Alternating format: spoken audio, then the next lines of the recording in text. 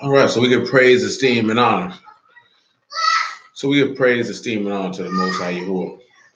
In the name of His Son, Yahushua HaMashiach this day. His name be blessed, honored, and praised. Let's get this John 5:39. Search the scriptures, for any of you think you have eternal life, as they which testify of me. And you will not come to me that you might have life. I receive not honor from men. But I know you, that you have not the love of Elohim in you. I come in my Abba's name, you receive me not. If another shall come in his own name, him you will receive. How can you believe but receive honor one of another, and seek not the honor that come from Elohim only? Do not think that I will accuse you. However, there's one that accused you, even Moses, in whom you trust. If had you believed Moses, you would have believed me, for he wrote of me. But if you believe not in writings, how should you believe my words? Let's hit this Proverbs 14:1.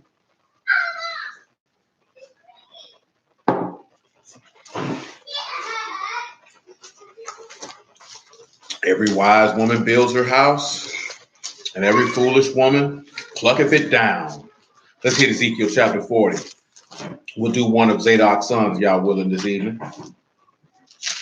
We about completed with Ezekiel 40. Then you will willing, we'll move through 41 and 42. I told you it's not a lot of exciting information there for you, but nevertheless, information will be dispensed. So we'll pick it up in Ezekiel chapter 40 and verse 44. It said, without the inner gate were the chambers of the singers in the inner court, which was at the side of the north gate. And we talk about them singers on the Shabbat. Let's talk about them singers in regard to a new song was put into their mouth. Matter of fact, we didn't read this, so let's read it right now. Revelation chapter 15.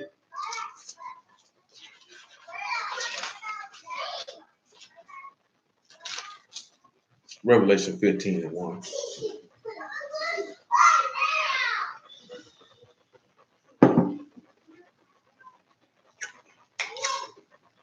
And I saw another sign of Shamahim, great and marvelous, 7 Malachim, having the 7 last plagues, for in them is filled up the wrath of Elohim.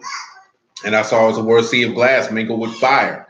And then they had gotten victory over the beast, and over his image, and over his mark, and over the number of his name, stand on the sea of glass, having the harps of Elohim.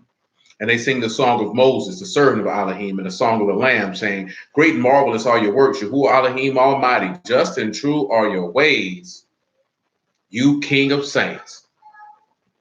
Who shall not fear you, O Yahuwah, and esteem your name? For you only are Kadash. For all nations shall come and worship before you, and your judgments are made manifest. Now, we looked at that song of Moses, and it was dealing with the people who passed over, who Yahuwah had purchased to bring into his sanctuary. So when we turn around and we look at it and we see those who got victory over the beast. I want you to come over here to 1 John chapter 5. From 1 John chapter 5, I want you to come over here and I'll praise the Lamb, because it's going to be apropos of what we're going to look at. I want you to come to 1 John chapter 5 and verse 1. We could look at verse 1. Ain't going to hurt nothing. From 1 John chapter 5 and verse 1, we'll go to Revelation 12, because it says, he saw on that sea of glass everyone who got victory over the beast, over worshiping that idol, over his covenant, and over that man.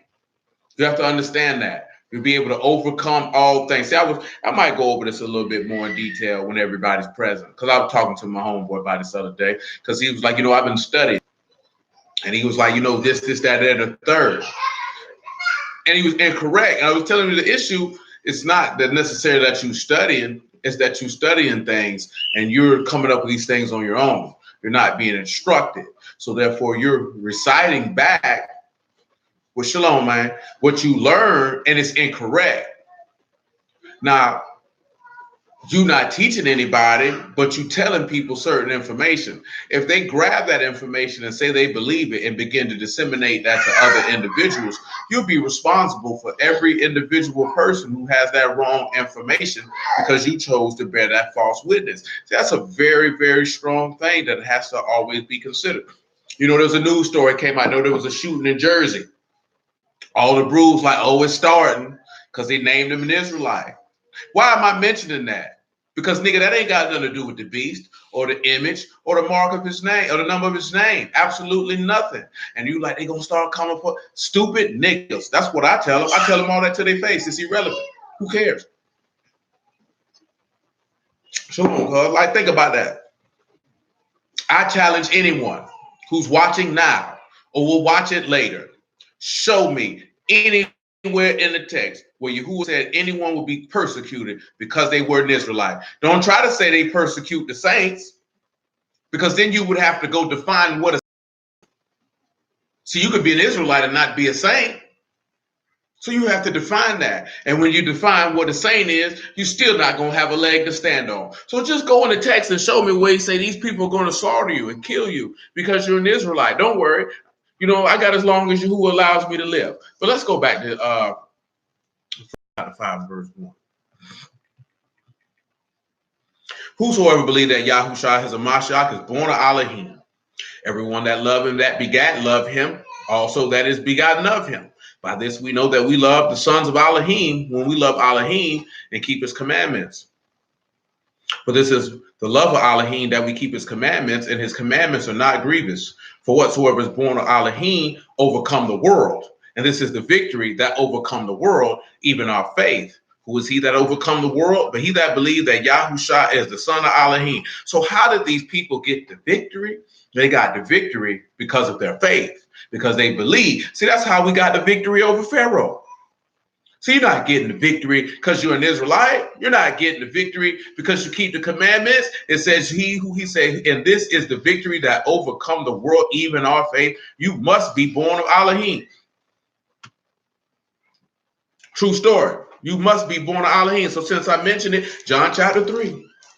Since he said that you must be born of Elohim to get the victory. So every individual in Revelation 15 who got victory over the image of the beast and the mark of the beast and the number of his name attained that victory through their belief in the son of Elohim. It's the only way. And you must be born of Elohim to do it. So you must be born again in order to attain that victory. There's no ands or buts about it. You can't get around it. You can't skirt it. And then, you got individuals talking about you can't be born again to the resurrection of the dead. I heard that years ago. Dumbest thing I ever heard. Dumbest thing I ever heard. You know what I'm saying? You ain't born again to the resurrection of the dead. When did the Lord tell you that? This man ain't. I'm going to keep my shalom, man. I keep my thoughts to myself. All I can tell you is we could show being born again script for the gospel is ever written. Where you think he got it from? Nevertheless, John chapter 3, verse 3.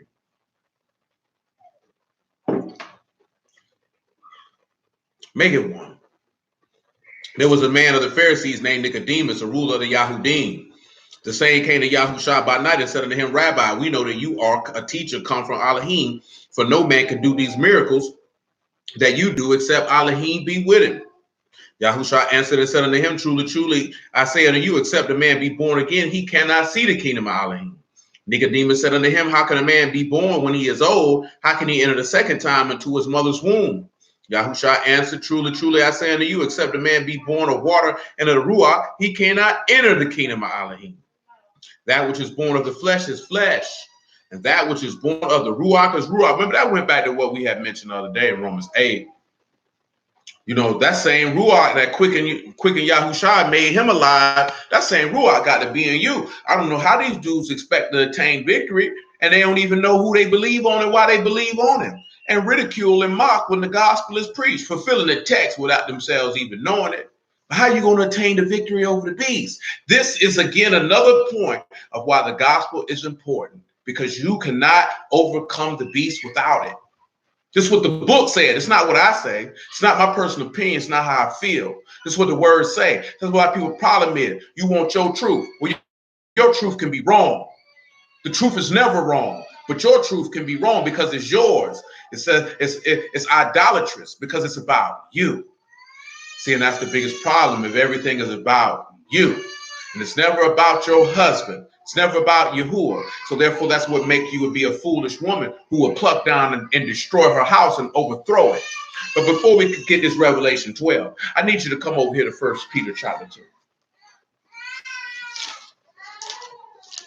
And if you want to know a couple places that speak about being born again, you could take Jeremiah 31 and 31 if you wish. You could take what we read in Ezekiel 11 as you wish. You could take Ezekiel 18, and you could take Ezekiel 36. That's just to name a few.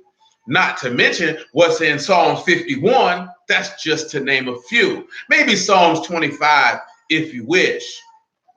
Or maybe you like Deuteronomy chapter 10, where he told you to circumcise the foreskin of your heart, which means that you would put off the body of sin by the circumcision made without hands, which would be being born again, because you put off the flesh to put on the ruach. And I can go all day. Praise be to you, Lord. I can go all day. This is nothing. This is a small thing.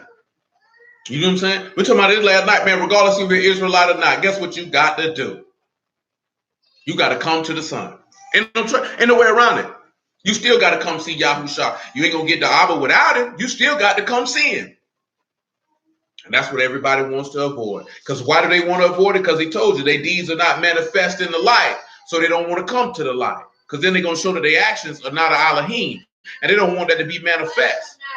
1 Peter chapter 1, right? By verse 19, 18. For as much as you know that you were not redeemed with corruptible things as silver and gold from your vain conduct received by tradition from your father. Let me tell y'all something, right? A brother I know, he was talking about, that movie Irishman, and he was saying, all the mob movies show the mob in a good light, and they got all this type of stuff, show family, fathers. Why they don't show black people like this? I'm like, because nigga, we ain't got no culture. I'm going to tell you what this man said to me in regards to us having a culture, and it was sad. It was sad because we don't, and it was a thing that I told y'all in the past of what individuals, because he asked me, are you implying that we don't have culture? And I told him straight up, I'm not implying, I'm stating unequivocally we don't have one. That's why we're dysfunctional in our operations. This man said that's a rigid opinion. The culture of Black America is probably one of the most impactful in the world. So automatically from that statement, I knew that he was referring to music and the arts. Music and the arts, because how is our culture impactful when we don't have one? You have Black people who are getting ready to worship Saturn.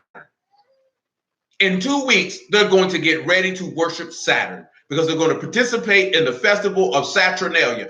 People who have a culture do not do that. If we had a culture, nobody would say shop Black business. It wouldn't even have to be spoken. It would already be understood and done. You wouldn't have to say that. You say that because you don't have a culture. Your woman is a whore because you don't have a culture. Your son is a simp. And when I say simp, I mean a man with a woman's spirit and a simplistic way of thinking because you have no culture. I was listening to something earlier today as well. Something I told y'all last week. And I told you this, and I just know this from studying history. And if you're apropos for finding information, I could give you the names of the men, but you could dig it out of the men who actually started the school system. We mentioned one already, and that was Horace Mann. But there was no such thing as a school system. You taught your children at home. And whatever the father did as an occupation, that's what the child was trained in. Now, because you don't want to spend time with your children,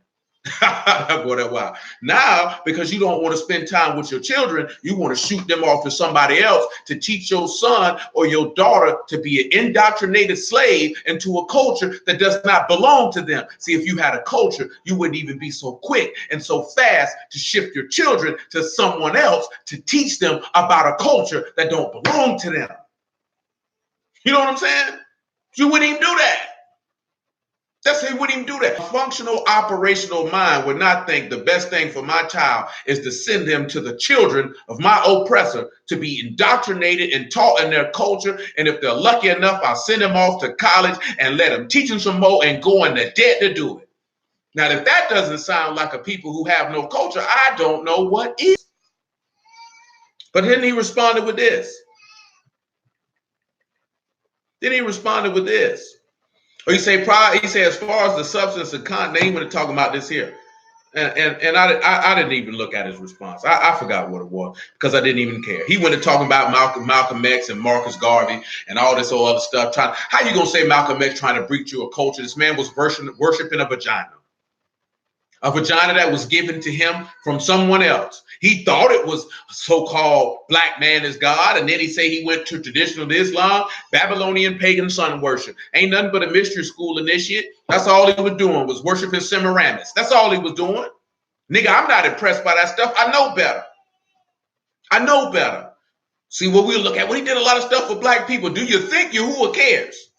See, that's our biggest problem. You look at what people did for man as if Yahuwah is going to accept that. That's not according to the due order and the set apart standard that he set. So why you going to make this man accept something that go against himself? Because you want him to accept it because it making you feel better about your wickedness. Because you can go out and do AC 1, 2, 3 and say, look at this stuff I did and make you feel better about it. Say, Yahuwah accept me now. And he won't. You's a Cain nigga. You from his seed. You feel like you can bring Yahuwah anything and he'll take it. I'm here to tell you, he's not. And praise be the Lamb that he don't. He ain't taking nothing but his son. That's all he taking. Verse 19, that's why you got to be born again. He said, but with the precious blood of the Lamb, as of a precious blood of Mashal, as of a lamb without blemish and without spot, who was truly foreordained before the foundation of the world, was manifesting these last times for you, who by him do believe in Elohim that raised him up from the dead and gave him esteem, that your faith and hope might be in Elohim, seeing that you have purified your souls and obeying the truth through the Ruach of the unfeigned love of the brethren. See that you love one another with a pure heart fervently, being born again, not of corruptible seed, but of incorruptible, by the word of Elohim, which will live and abide forever. You got to be born by the word, man. Let these niggas talk that trash if you want to. Now, why would Peter say you need to be born again of the word, but you're not going to be born again till you resurrect from the dead? A lot of people have your damnable doctrine, if you would. Revelation chapter 12, because they're going to damn your soul. Because and how you going to damn your soul? Not because inherently that it is a heresy by definition, but they're not going to have you accomplish the task that you must have accomplished before you leave this earth. You know what I'm saying? Before you leave this earth, you must be born again. There's no ifs, ands, or buts about that. You got to be converted. You know what I'm saying? You have to be renewed in your mind. You're going to have to shoot. You're going to have to change. You're going to have to make a new heart, a new spirit. There's no ifs, ands, or buts about that. You're going to have to do it. You're going to have to do it. Keep being carnal if you want to, and you're going to get a carnal man's reward. Nevertheless, Revelation chapter 12, verse 11, I'll make it 10. You're going to get a carnal man's reward. Let these people make a fool out of you, man, thinking about, oh, man, stuff like, okay, play with it. Man, it's all about salvation, man. Anything outside of salvation is pure and utter nonsense in the grand scheme of life, in the totality of all things. Yeah, that junk is nonsense. If it's not everlasting salvation, now, of course, things have their place. But in the grand scheme of things, if it ain't about salvation, it's truly and sincerely an utter waste of your time, especially if you have not secured that. Yeah, if you have not secured that and hold that fastly until the day of your decease, then I don't know, kicking around skinning and grinning for. You know what I'm saying? You ain't got nothing to skin and grin about. Because you're firewood at this particular juncture. That should make you weigh and consider. Not the fact that, oh no, I'm going to go to hell, but why have I not attained what it is that I say that I desire? What is it that I'm not doing? Is my confidence in Elohim low? Is my service lukewarm? What is it? Nevertheless. And I heard a loud voice saying in Shamahim, now has come salvation, strength, and the kingdom of our Elohim, and the power of his anointed one, for the accuser of our brethren is cast down, who accused them before our Elohim day and night. And they overcame him by the blood of the Lamb and by the word of their testimony, and they loved their lives unto the death. That's talking about overcoming the devil. Now, how you gonna gain victory without faith? Man, you niggas better stop listening to these niggas out here, man. These niggas have you burning in hell. These niggas have you burning in hell, man. So they gonna have you doing the wrong thing. Back to Ezekiel chapter 40, man. These niggas have you scarred,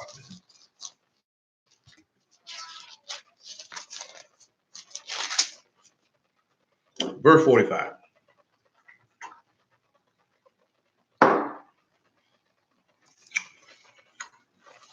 He said unto me, this chamber whose prospect is towards the south is for the priests,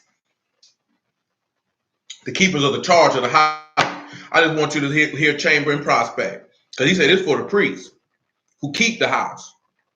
So you guard and you protect that word. That's what you're supposed to do. Remember, we talking about a spiritual priesthood, ain't that right? That's what it said. That's what we discussed the other day. So let's look and see. Chamber and prospect.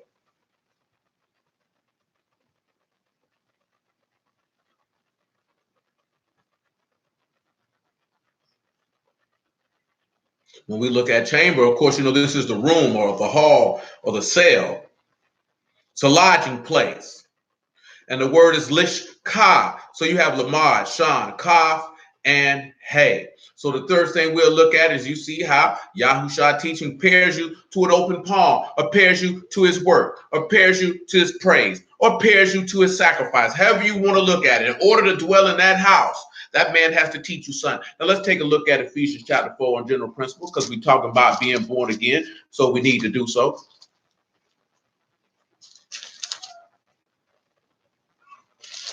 Ephesians chapter 4, verse 17.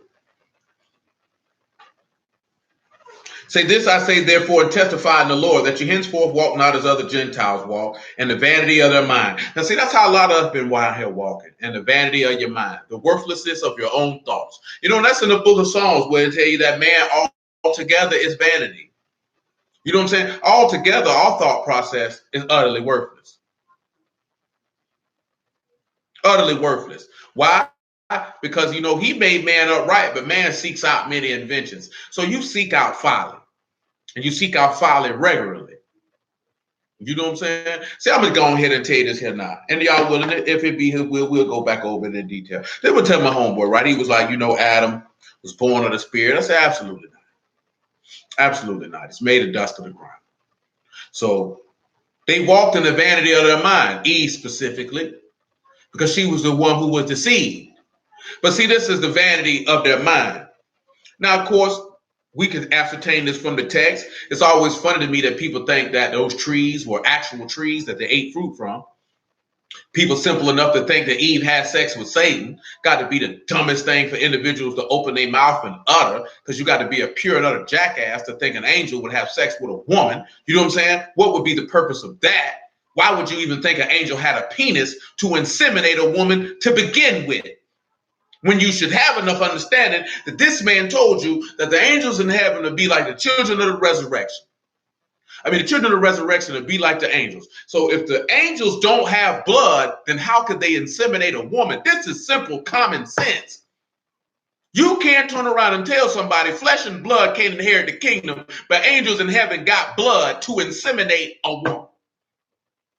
Because people teach this stuff, and it's insane. And it's not the fact that they teach it, it's the fact that niggas believe it. Using no common sense whatsoever. And when I'm talking about common sense, I'm talking about spiritual sense, according to a text that people claim that they study day and night. Nevertheless, but if you look in ancient times, trees were symbolic of teachings. So when we went over this before, that tree of knowledge of good and evil was Torah. That tree of life was the gospel. This is why he said we got to block him from this tree, because if he eat from it, he'll live forever. We don't have enough common sense to look back in the text, and Yahushua say, whosoever will live and believe in me shall never taste death. Believe you this. We know that the scriptures let us know that if you believe in the teachings of Yahushua, if you believe on him, as the scripture have said, out of your belly will flow rivers of living water. And this he spake of the Ruach HaKodesh that he would give to all those who believe on his name. Now, they had the opportunity to sit down and be taught the gospel and live forever, but they chose death.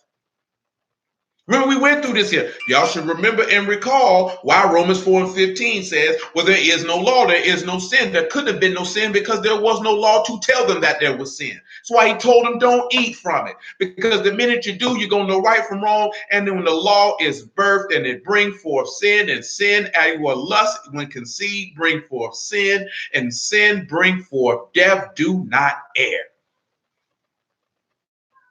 This is simple. Very, very simple. So when you taught of Yahushua, you taught something that allows you to believe and overcome death. You cannot overcome death through Torah because it was never intended for you to do so, and Adam and Eve shows you that. Nevertheless, He said, having the understand, and I mentioned that because in the vanity of their mind, the worthlessness of their thoughts, let me sit down and do what my daddy told me not to do. The vanity of your mind say, let me pursue a worthless endeavor because I'm going to get this knowledge, but it's not going to be any profit unto it for me because it's going to cause me to die. Nevertheless, having the understanding dark and being alienated from the life of Elohim through the ignorance that is in them because of the blindness of heart. So again, it takes us back to the original thing what I'm discussing with Adam and Eve. The understanding was darkened through being alienated, separated. All you got to do, the swords that kept that tree of life, that's separated from the life of Elohim because they didn't know. Because remember, they didn't even know they were naked. So their heart being blind, the same way that Paul made mention that the people's hearts are blind and there's a veil over their heart every time Moses is read, they can't come to the tree of life and sit down and receive it. Ain't nothing going on different now than what went on in the garden. You want to sit down and you want the knowledge of good and evil, but you shun the tree of life. So therefore you will not be a keeper of the house, and that chamber and prospect will not be prepared for you because you won't be living there. Nevertheless, who being past feeling have given themselves over unto lasciviousness to work all uncleanliness with greediness, but you have not so learned Hamashiach. If so be that you have heard of him and have been taught of him, as the truth is in Yahusha. That's what we sit back and look at. Yahusha is teaching you appearing to his work or his sacrifice. If you've been taught of Yahusha, you ain't dealing with no vanity, and your understanding definitely is not darkened. How could it be? He said that you put off concerning the former conduct, the old man, which is corrupt according to the deceitful lust, and be renewed in the ruach of your mind. And you put on a new man, which is after Elohim was created in righteousness and true Kadash. You're going to have to go through this, man. This is being born again, what he's telling you. You're putting off your former conduct, every way you used to think, everything that you thought was correct, and you're going to put all of that off because it's going to deceive you through your own vain and worthless desires. And he told you, put on the son of Elohim. This is very easy to understand. It's only that hard and difficult to understand is because we don't have a desire to do so. We would rather not do that, because I like my deceitful lust and I like the things that my vain mind comes up with. And I would rather seek after that and then blame the Lord and say he taught it to you. And that man ain't taught us that. Nevertheless, let's look at prospect. So this is how individuals who are going to dwell in the house, that's why he say, let's just get it. John chapter 8. I could say it, but I just want to read it because that's how I feel at this moment in time. 8:34.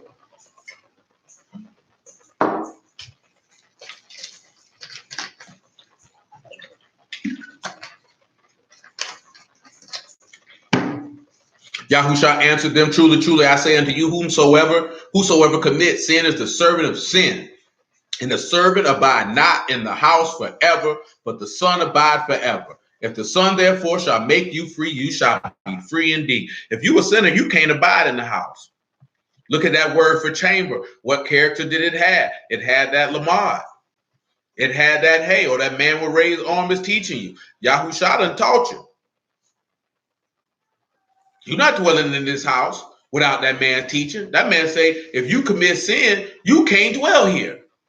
Now, the word for prospect is panim, or the face. So this is the room of the face, which is towards the south. And this is for the priest, or shamar, the keepers of the charge of the house. What is charge? That's to guard and preserve, or the service, to watch. You keep and you watch over the house. You keep you taking you back to what? Those that have the testimony of Elohim and the commandments of Elohim, the testimony of Yahusha and the commandments of Elohim. You're going to guard it. You're going to protect it. These are those who built the house. So therefore, you'll be dwelling in the house. But let's continue in Ezekiel chapter 40, verse 46. And I'll read all the rest of the verses out to complete the chapter, but we'll be still delving into Zadok's son stuff. And the chamber whose prospect is towards the north is for the priest. This is verse 46. The keepers of the charge of the altar. These are the sons of Zadok among the sons of Levi, which come near to Yahuwah to minister unto him. Remember, Zadok means righteous. So these are the sons of the righteous, the sons of he who is paired to Yahuwah. So he measured the court 100 cubits long, 100 cubits broad, 4 square, and the altar that was before the house. He brought me to the porch of the house and measured each post of the porch, 5 cubits on this side, 5 cubits on that side. And the breadth of the gate was 3 cubits on this side and 3 cubits on that side. And the length of the porch was 20 cubits and the breadth 11 cubits. And he brought me by the steps whereby I went up to it. And there were pillars by the post, one on this side and another on that side. Well, let's look at one of Zadok's sons. Let's take a trip to 2 Samuel chapter 17. 2 Samuel chapter 17. One of Zadok's sons was a very evil man. And this is going to still take us back to having victory over the beast.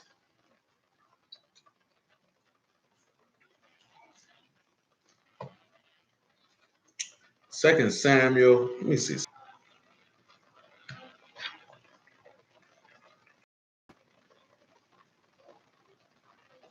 All right, we good. 2 Samuel 17, verse 15 is fine. 2 Samuel 17 and 15. Then said Hushai unto Zadok and Abiathar the priest, thus and thus did Ahithophel counsel Absalom and the elders of Yasharal, and thus have I counseled. Now therefore send quickly and tell David, saying, lodge not this night in the plains of the wilderness, but speedily pass over, lest the king be swallowed up, and all the people that are with him. Now Jonathan and Ahaz stayed by in Rogel, for they might not be seen to come into the city. And a wench went and told them, and they went and told King David. Nevertheless, a lad saw them and told Absalom. But they went both of them away quickly and came to a man's house in Barum, which had a well in his court, whither they went down. And the woman took and spread a covering over the well's mouth and spread ground corn thereon, and the thing was not known. And when Absalom's servant came to the woman to the house, they said, where is Ahaz and Jonathan? The woman said unto them, they are gone over the brook of water. And when they went, they saw and could not find them. They returned to Jerusalem. And it came to pass after they were departed, they came up out of the well and went and told King David and said unto David, arise and pass over quickly over the water, for thus have Ahithophel counseled against you. Then David arose, and all the people that were with him, and they passed over Jordan by the morning. There lacked not one of them that had not gone over Jordan. Now, we didn't read all this stuff, but let me finish verse 23. And when Ahithophel saw that his counsel was not followed, he saddled his ass and arose and got into the house to his city and put his household in order and hanged himself and died and was buried in the sepulchre of his father. So clearly you can see that Ahithophel, and I'm probably mispronouncing the man's name, is akin to Judas because he betrayed David. And when he seen that his betrayal was known, he hung himself. Now he had gave some old sour counsel. Come on back to the beginning of that chapter. So I guess you can see that because it would be better for you to see that. I say let's just pick this up at about verse 1, I suppose. Matter of fact, not even that. 2 Samuel 16 and 15 would be better.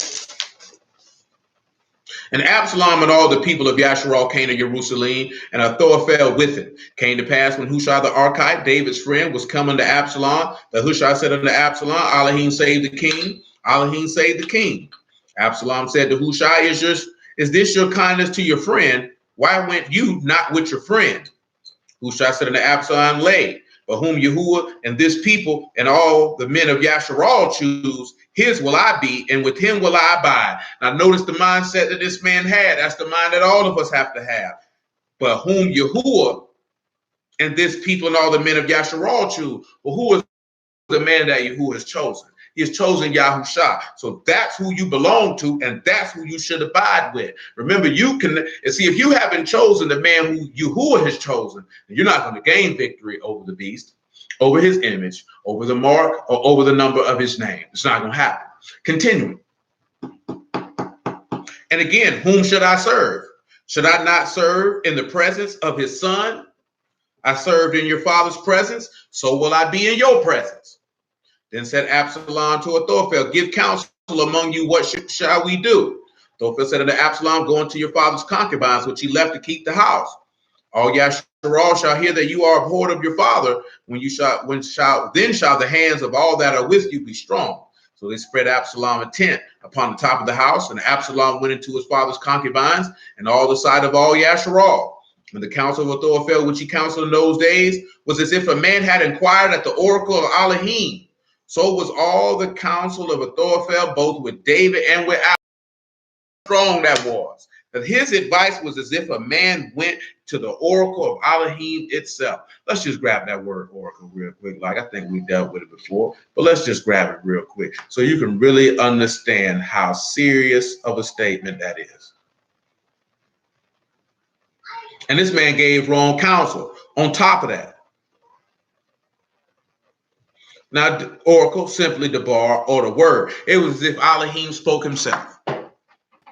Why is that important? Because we know the beast is going to give a word as if he was Elohim himself. And he's going to give wrong counsel. And notice that he said it was with both David and with Absalom. And the counsel that he gave to David was for David's decease.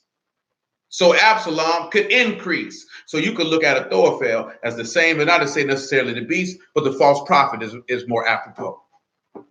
Giving a wrong word for the esteem of a person who's trying to take the rightful heir's place. Now, Zadok's son, who was mentioned in verse 20, I'll pronounce this, Akamatz. His name is my brother is Wrath. Now, we have quite a few characters there. You have Allah, and you have Kat, you have Yad, and you have Meen, and you have Ayin, and you have Saad. But he says that my brother is wrath, anger. And we'll look at that because the beast is going to be very wrathful. And Amir has decided to join himself with Absalom, who was a deceiver, who, if you recall, he sought to win the hearts and minds of the people. And how did he seek and win the hearts of the minds of the people? By speaking kind words unto them and having a counselor who was speaking a deceitful word. Well, we're going to go through each one of these characters real quick. See what would be most apropos for this evil man that we're dealing with. Because you got to be an evil person, number one, to seek to kill your daddy. Number two, to lay with your daddy's spouses at the behest of another man. You should already know that Yahuwah wouldn't send no prophet, no counselor that would tell you to do such a thing. Now, when we look outside, we see that that's the trail or a fish hook or chasing or hunting. But since we're dealing with someone who's wrath, we have to take hunting into play. Now, when we come into Ayin, so we see we're going to have hunting and we're going to have hunting used. Now we take a look at Ayin and see what we want to say with that.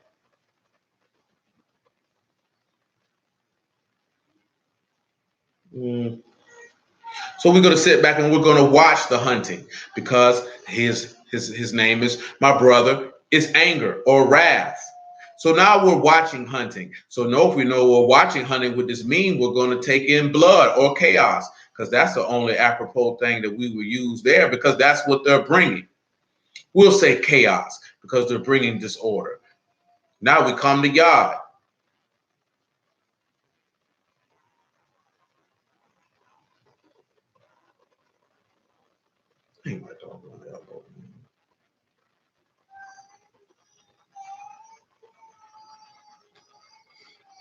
Let's go ahead and take these actions. So we see the actions of chaos lead to the hunting of blood. Remember that Ahithophel, based off of his counsel, went and hung himself. Now we got this cot, so now you separate it. So now you got Aleph and we got this head, and this head of hunting is separating to chaos of blood. Who is this head of hunting? Well, let's sit back and look at who's trying to hunt people down. Daniel chapter 7.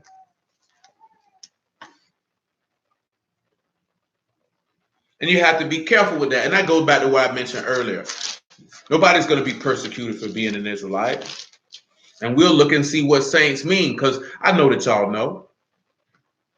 But for those who don't know, that's why we're reading. And that's why we're clarified. For those who don't know.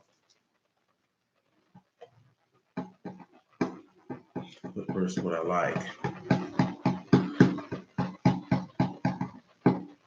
7 and 15 is fine. See, I know that bothers people, get a little anxious, a little apprehensive.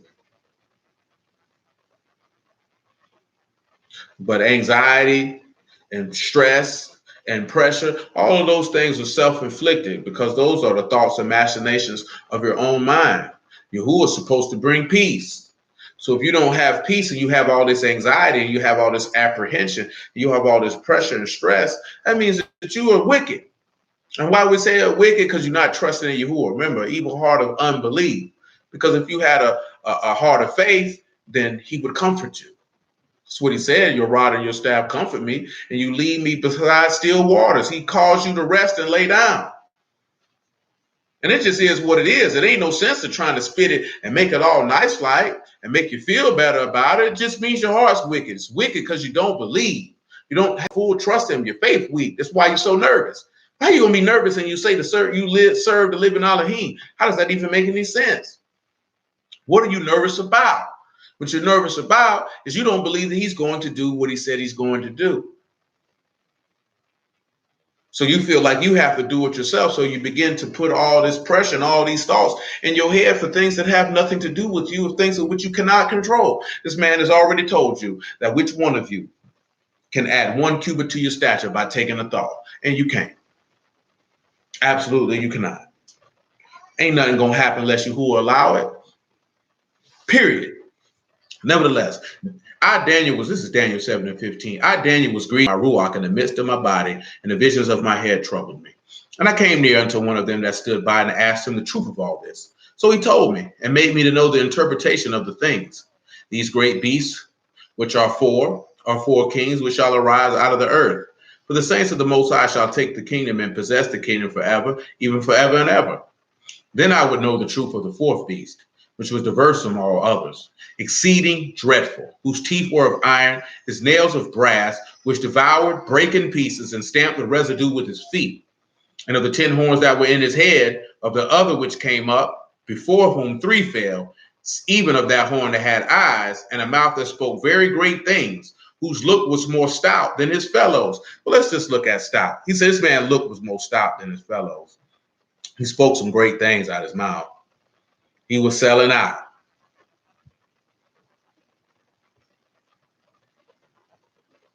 The word for stout is raw and great. This fourth is regards to power. He had more power than his fellows. I beheld the same horn made war with the saints and prevailed against them. Well, let's sit back and let's look at saints. Now, this is what are saints? It's the Kadash. Those that are Kadash and separate. Well, let's take a look at something. Just in Acts chapter 26, verse 16. So this is those, you're not Kadash and separate. Matter of fact, after that, Romans 9, you're not Kadash and separate because you're an Israelite. It doesn't make you separate. It doesn't make you separate. And it also states on here with that definition in this particular passage.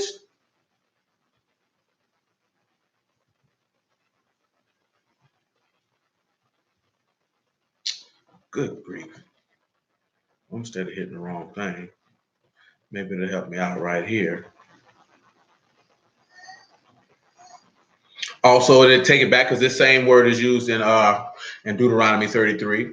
Holiness, sacredness, set apartness, or separateness of Elohim, separate. I think we mentioned that earlier when we read in 1 Peter chapter 1 that you're made separate by your faith. We're in Acts 26 about verse 16.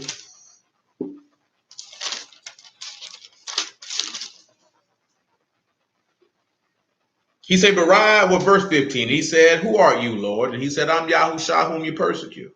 But rise and stand upon your feet, for I have appeared unto you for this purpose, to make you a minister and a witness, both of these things which you have seen, and of those things in which I will appear unto you, deliver you from people and from the Gentiles unto whom now I send you, to open their eyes and turn them from darkness to light, from the power of Hashatan and the Elohim, that they may receive forgiveness of sins and inheritance among them which are sanctified by the faith that is in me. This is what he said. The faith that's in him. There's no getting around that. You're not set apart. You're not a saint because you're an Israelite. You're a saint because you've been separated. Look at again in 1 Peter chapter 1. You can only be separated by the Ruach. We'll get to Romans 9 in a moment. I want you to get the 1 Peter chapter 1, verse 13. And to go back a little further up, I should say, from what we read earlier from that. 1 Peter chapter 1, verse 13. Wherefore gird up the loins of your mind, be sober, and hope to the end for the grace that is brought unto you at the revelation of Yahushua HaMashiach.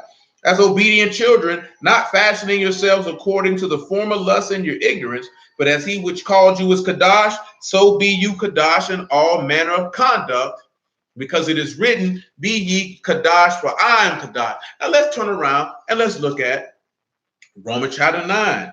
Remember, he said, if you commit sin, you're the servant of sin, and you will not abide in the house because you're not separate. So who is making you separate? Yahushua is making you separate. So what are they coming to war against you for? It's your separation through the gospel. That's it. You're not necessarily set. See, as a matter of fact, and the law, he said that he would make you high above all nations if you kept his covenant. Well, if you're dealing with a new covenant and you keep his covenant, then you have received the Ruach HaKadosh, which in turn will make you separate, because that's all it means is the breath of separation. You know, everybody has a Ruach in them. That's the breath of life, which causes all of us to be alive. Everyone does not have the Ruach HaKadosh because that is a promise. And you have to believe in the promise in order to receive it.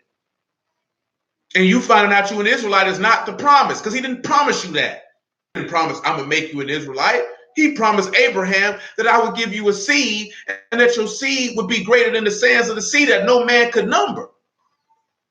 Period. That was the promise that was made, and that promise was passed down from son to son.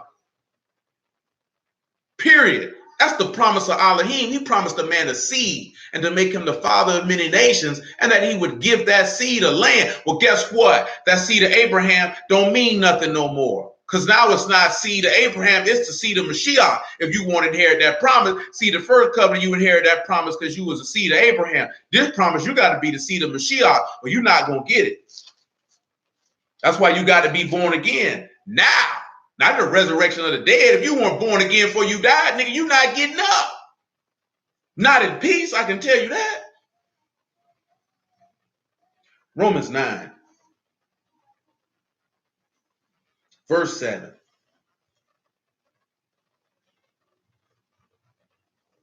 Make it 6. He said, not as though the word of Elohim have taken none effect, for they are not all Yasharal, which are of Yasharal. Neither because they are the seed of Abraham are they all sons, but in Isaac shall your seed be called. That is, they which are the sons of the flesh, these are not the sons of Elohim. What did he say? You got to be born of water and the Ruach.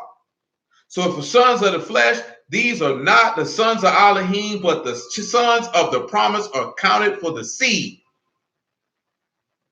So when you walk as a son of the flesh, you are no different than Ishmael, who will not abide in the house because they put him out because he was not the son of the promise. He was a son of the flesh. That's what that was showing you, and that's what that was pointing to you, why he put him out.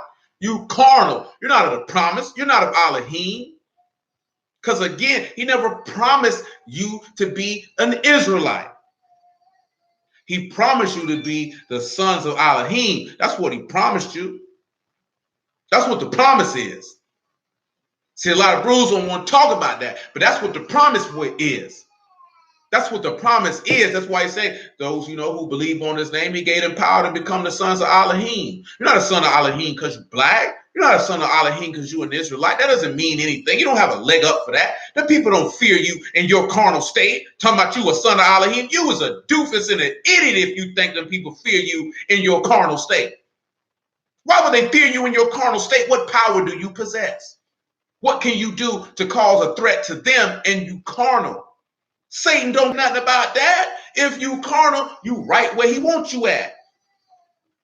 Because you have no effect to move and disturb anything at any time. At the end of the day, you're going to have to be born of the Ruach. And see, this is what they were going through. It's why we're looking at my brother is wrath and he's anger. Say, Ahaz was right there with Absalom looking to kill. David had to flee from his own son who was looking to kill him. And why was he looking to kill him? To assume his throne. Well, why is the beast and the false prophet seeking to kill people? Why has he said that those who think they do Elohim service by killing you, why are they killing you for? Why do they say this man is a threat to our place and nation? You think that was a threat because of carnal things? Yahushua was doing things by the Ruach. These people were terrified that they would lose their spot. They had been doing things in a carnal fashion the whole time. Never was concerned about losing their spot at any given time. Why is the beast mad with you? Why does he want to kill you? Why is he coming after you? 2 Thessalonians chapter 2. I just feel like reading that because I like to read it for those who believe the word. I ain't gonna tell you no lie. If you didn't know, now you know. Every time I come and read this 2 Thessalonians, we're gonna read verse 13. Know that that's just for those who believe. That's for you to stay firmly rooted in your faith and in your hope and in the promise that your Father has made you. Just know that. That's what we're reading for, to reinforce your faith. Point blank, period.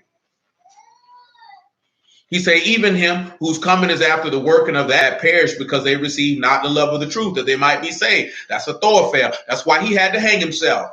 That's Emahaz, because he's brother. My brother is wrath and he's anger. That's Absalom, because he was a deceiver. Because they didn't have a love for the truth. So they wanted to come with lying signs and wonders, if you would, and deceit and cunningness and craft to take something that did not belong to them. It's so different. We didn't read the verse, but it said that this man is going to oppose and exalt himself above all that is called Elohim or that is worship, so that he is Elohim sitting in the temple of Elohim, show himself that he is Elohim. Now, if you are a servant of Yahuwah, that wouldn't even bother you when you see this man do that. All you'd be like, look at this wicked bastard right here. That wouldn't shake your mind. That wouldn't have you nervous. Nervous for what? You already knew it was coming. Only people going to be shook and nervous is the people who didn't know it was coming. See, the people who say they know it's coming, they're going to get shook and nervous because it's not going to go down how they thought it was going to go down. Because they weren't paying attention to what the word said.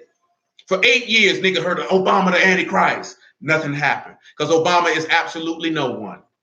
Means absolutely nothing. Then they had to shift it to Donald Trump. Who is Donald Trump? He is no one. He is no one of any consequence in the grand scheme of the mystery of Elohim. He ain't nothing but a patriarchal white man. That's all he is. That's why he make you nervous. Because he speaks with authority.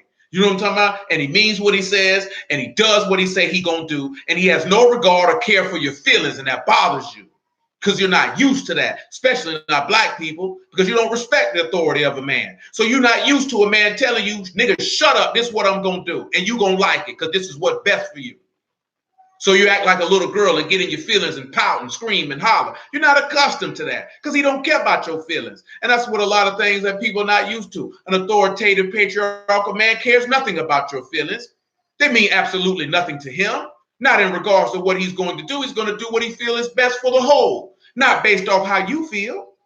And you're not used to that because you've been around weak men, or your mama ain't had no man because she was just utterly distasteful and incorrigible individual to be around. So ain't nobody want to live with her. Ain't nobody want to put up with her crap because everything was about her and her desires and her wants and her needs.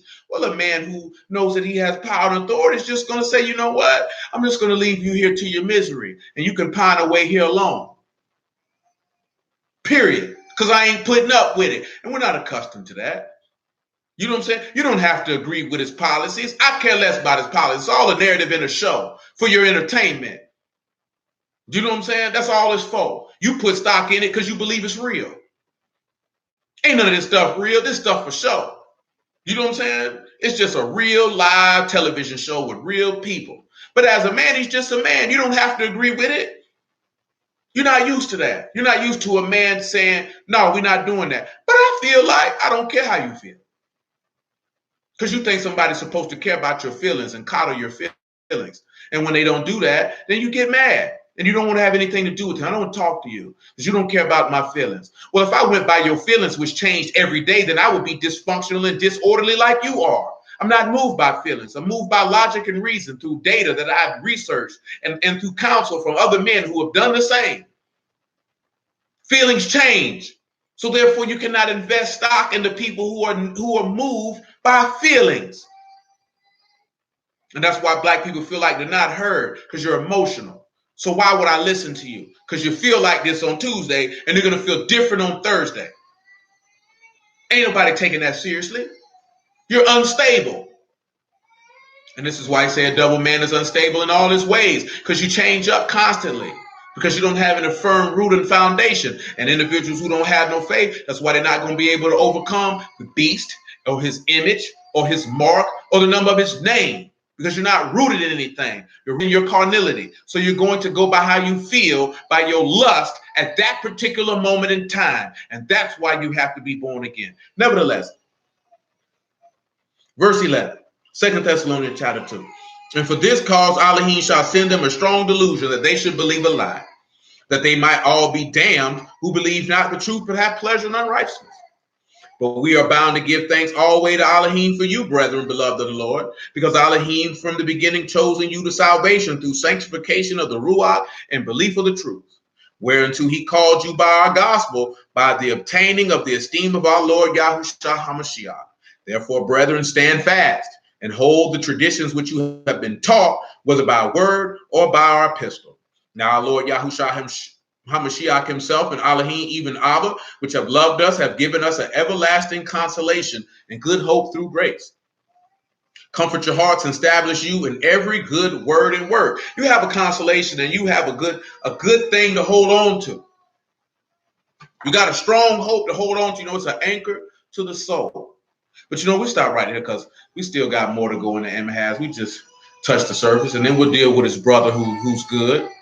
But notice that the keepers of the door, are keepers of that chamber whose prospect is towards the south, are the sons of the righteous, which takes us back to what we read in Romans 9, that it's the children of the promise, or the sons of the promise, who counted for the seed.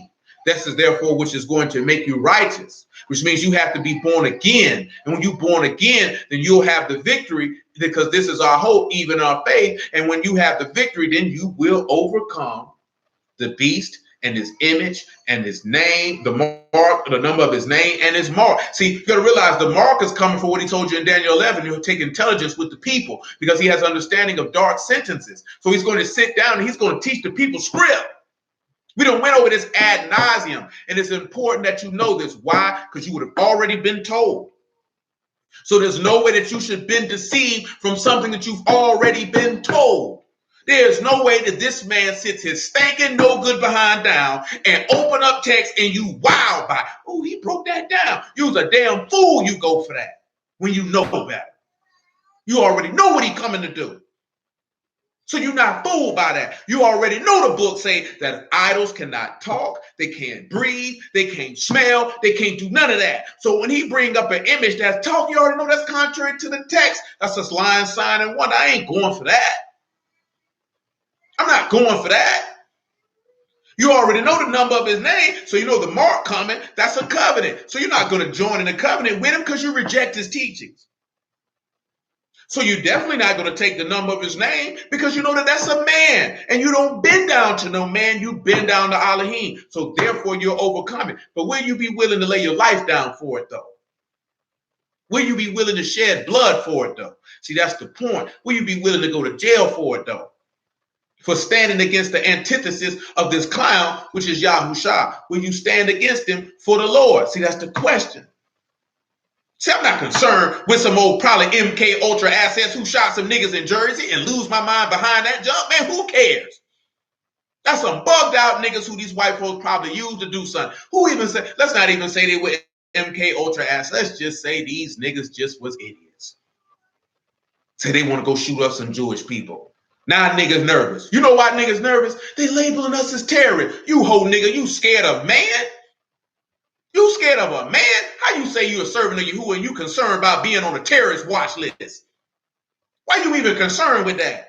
Don't you know all the saints of the Lord during the time of the apostles were considered to be seditious rebels?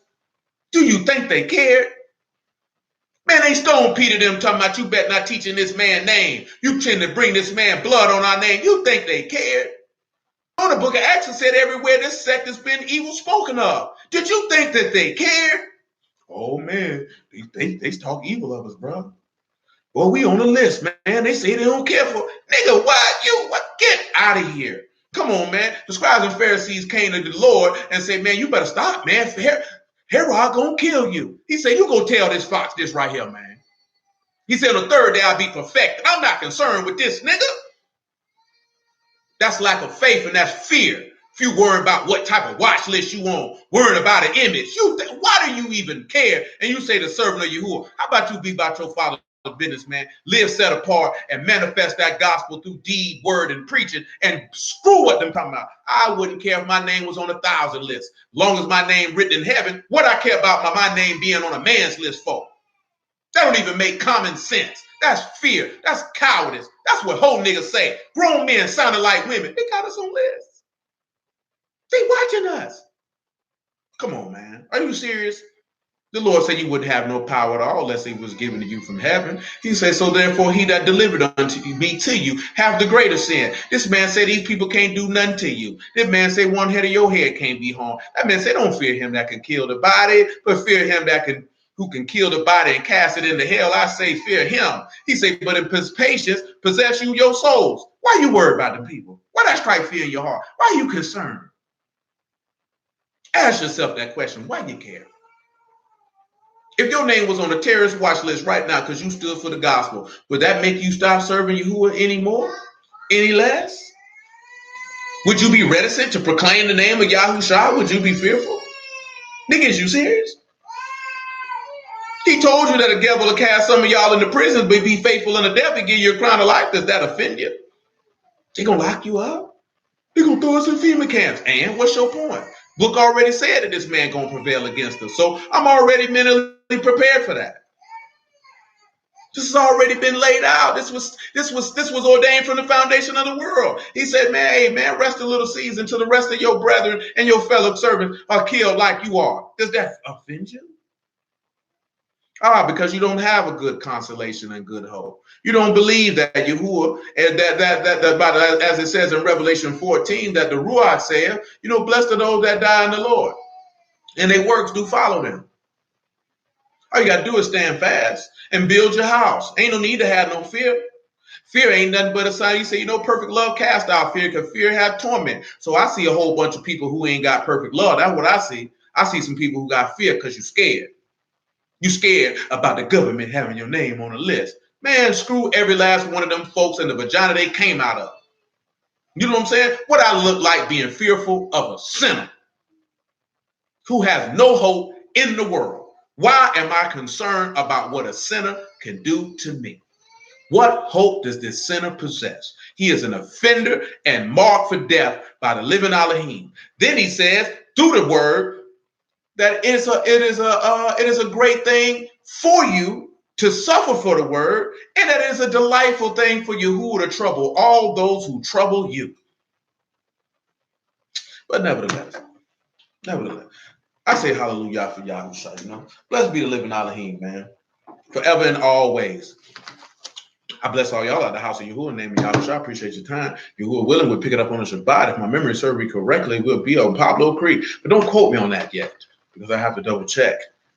But just stay firm in the faith. Understand that we'll keep it moving. Understand to gain that victory. You got to believe. If you believe, you can overcome every single obstacle that the world throws at you through the living Elohim and through his son. Ain't nothing that you will not overcome. All you have to do is yield yourself to your Elohim and, make sure you're born again so you can receive a full reward. But you are willing till the next time.